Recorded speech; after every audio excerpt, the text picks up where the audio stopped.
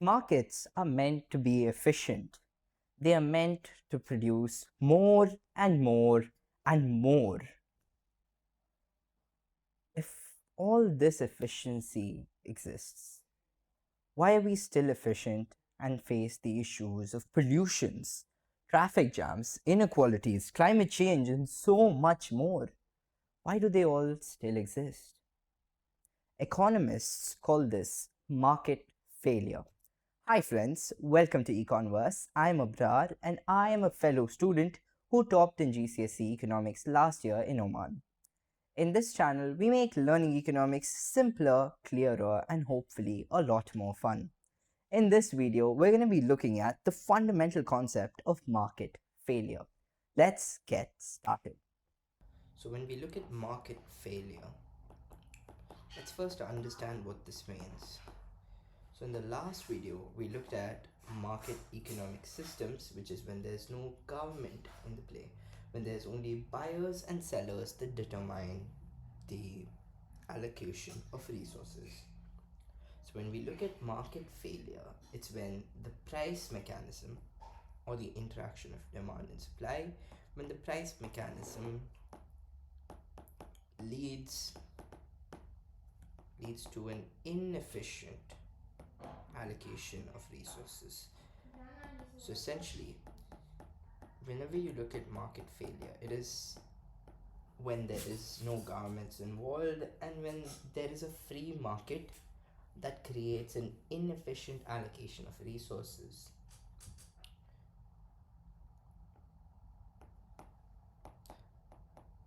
Now, what does this mean? This basically means that since we know that resources are finite and have an opportunity cost, in cases of market failure, there's poor allocation of resources, which means there's disequilibrium in the market. Now, there are some causes for market failure. So, there's about around 10 causes, you'd say.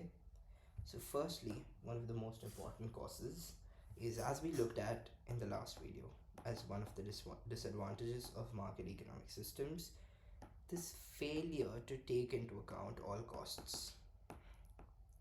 Now, what does this mean? Now, whenever you have the costs of producing a product, it's not just the cost to the firm, but also the cost to society of producing something. So, whenever you produce one product in mass, in bulk, essentially you're being efficient and you're producing many products. But what happens is you're also damaging the environment, you're having an impact on air, water, and so many other things. So, when firms usually take into account all the costs of their production, they fail to take into account all the costs because there are some externalities or costs on society which they simply forget to take into account. Now, another cause of market failure could be information failure. Now, information failure is essentially when there's poor information in the market. Now, either this could be through misleading advertisements by the firms, or this could generally be a lack of knowledge in the consumers when purchasing a product. Like, for example, when cigarettes were first invented, there was a lack of knowledge around the product. It was not known to society that this could have a significant impact on one's health. So there was an information failure which led to a high amount of resources being used in the production of cigarettes, and thus there was a market failure. There was overproduction.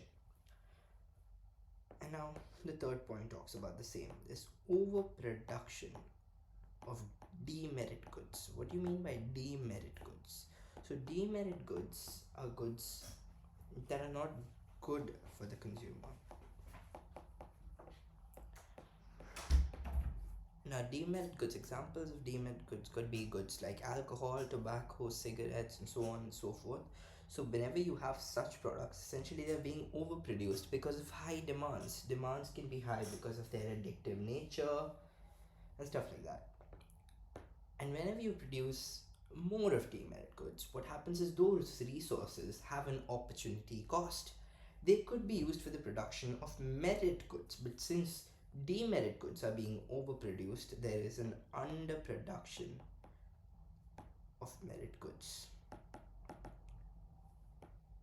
So we've looked at demerit goods, we've looked at merit goods and how they're being underproduced. Now, another one of the problems that cause market failure could be abuse of monopoly powers. Now,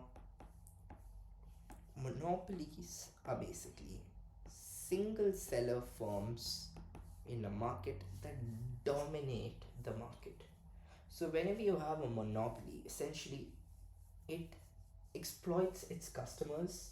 Like, for example, if I were to give you guys a real life example, in through like Reliance, for example, in India.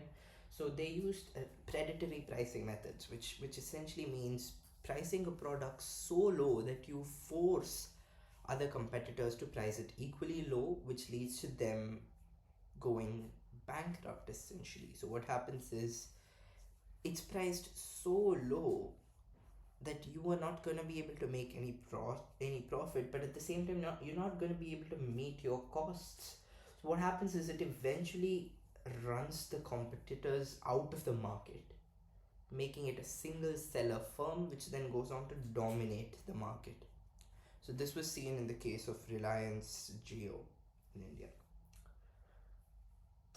Another one of the causes of market failure is something called the free rider problem. Now, the free rider problem is when, for example, you have, let's say, street lamps that are being produced. So, what happens is you don't exactly pay for the street lamp, but you still use it. So, free rider problems is when a product is being used without having, a consumer uses a product without having to necessarily pay for the product. So this creates something you call a free rider problem.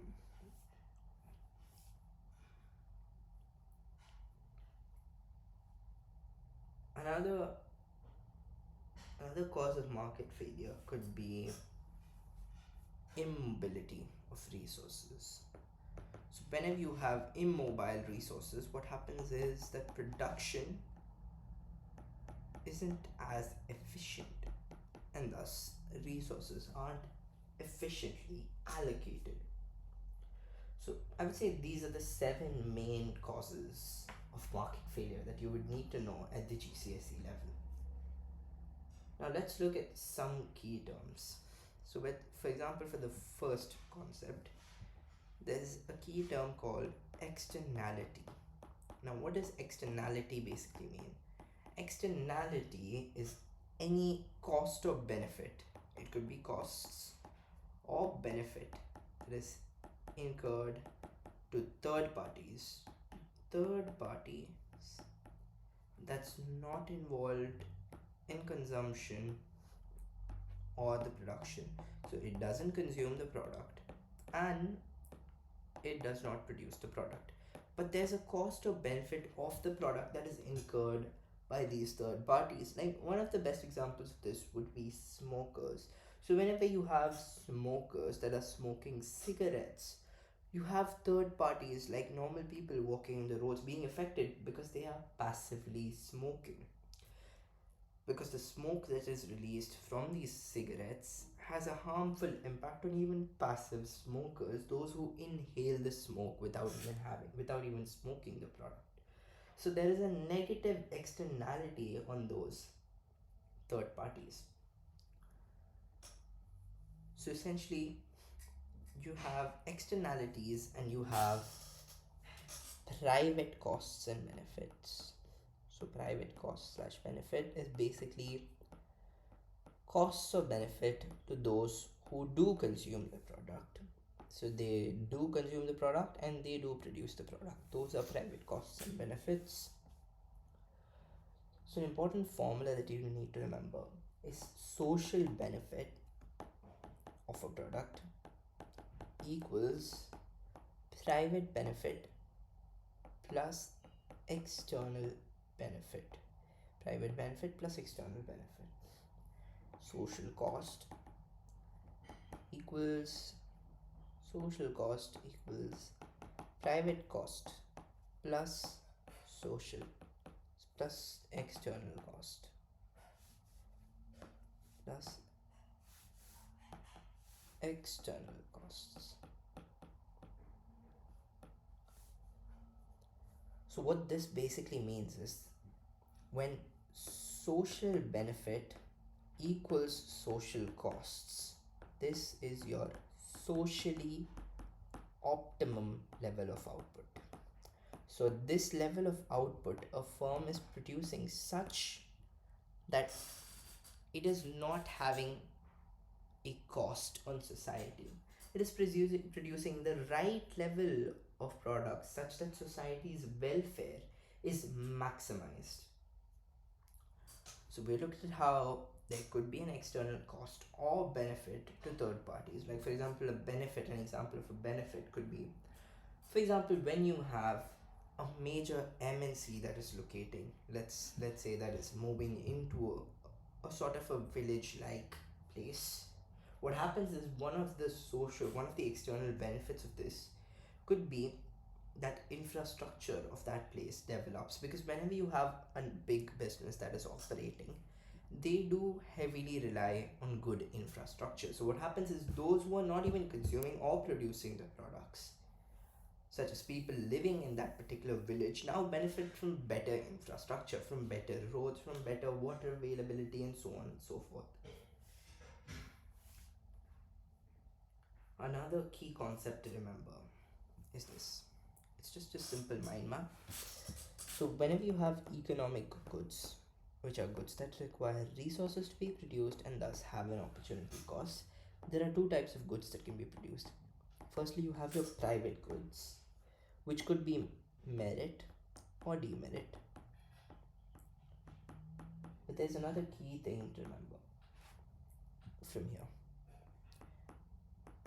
Merit goods are underproduced and underconsumed, and demerit goods are overproduced and overconsumed. So this clearly shows that there is a bit of a disparity, and thus you can say there's information failure. That is the first part of it, which we've already looked at. The second part of it is more important. It's when there's public goods that are being produced. So whenever you have public goods, there are two key features of public goods that you need to remember. Firstly, they are non-excludable. What this means is there's no prices, or there's very low prices, low or no prices, to exclude certain parts of the population from buying the product. And secondly, they are non-rival, which means it doesn't get finished. For example, when you have a road or let's say a street lamp, let's use the same street lamp example, it is non-excludable because you don't pay for it, because of which you could also argue that there is a free rider problem. But on the other hand, it is also non-rival because one person uses a street lamp when driving on the road doesn't mean that somebody else cannot use the street lamp when driving. It doesn't get finished as of such. So these are the two qualities of public goods. But on the other hand, when you look at private goods, they are excludable and they are rivalrous. This is because they are rivalrous because they are limited in supply. So when somebody buys the product, it means that somebody else may not be able to buy the product. It could get over, it could get finished. And they are excludable because there is a price limit that deters someone's ability to demand the product. So this side of this curve indicates free rider problems, because essentially it is non-excludable, because of which everybody can buy the product without having to pay a price for it. So we've looked at the free rider problem, we've looked at the information failure, we've looked at externalities, we've looked at how there are merit goods and demerit goods. Let me repeat, merit goods are goods which are underconsumed when left to the free market, however have positive externalities, whereas demerit goods are the opposite. They are overconsumed when left to free market forces. However, they could be extremely damaging. We've looked at the abuse of monopoly powers through the example of Reliance Jio in India. We have also looked at the failure to take into account costs. We've looked at immobility of resources, which creates disequilibrium in the market, which can be seen in this side of the supply curve and demand curve, and this side of the supply curve and demand curve. Here, demand is more than supply, and in the above case, supply is more than demand, which creates disequilibrium. So, yet again, market failure is when the price mechanism fails to allocate resources efficiently, which leads to disequilibrium in the market, creating market failure. If you think this video helped you understand economics better, make sure to give it a thumbs up and subscribe to join the Econverse. I'll see you in the next video where we're going to be looking at the solution to all of the problems that we discussed in this video. I'll see you in the next video.